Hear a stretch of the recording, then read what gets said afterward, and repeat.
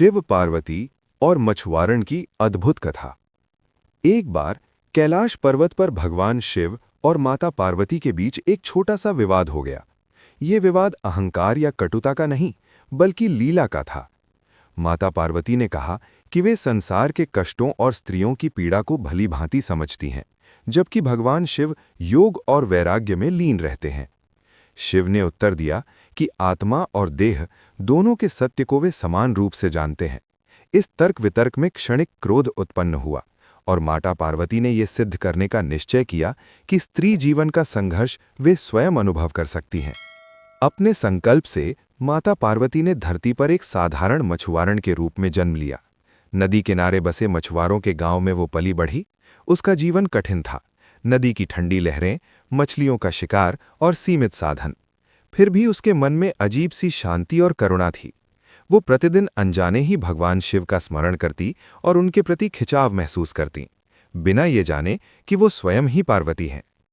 कैलाश में भगवान शिव अपनी अर्धांगिनी के वियोग से व्याकुल हो उठे। नंदी ने अपने स्वामी की पीड़ा देखी और माता पार्वती को पुनः शिव से मिलाने की योजना बनाई। नंदी ने नदी में एक विशाल और रहस्यमयी मछली का रूप धारण किया, जो किसी के वश में नहीं आ रही थी। पूरे गांव में उस मछली की चर्चा फैल गई। कहा जाने लगा कि जो इसे पकड़ेगा उसका भाग्य बदल जाएगा।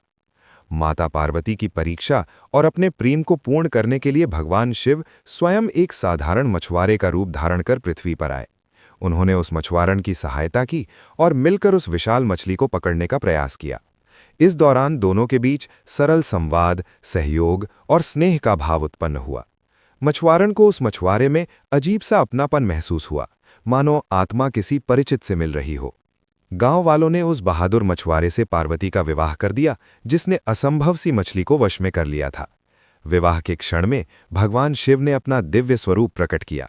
उसी समय माता पार्वती को भी अपनी स्मृति लौट आई।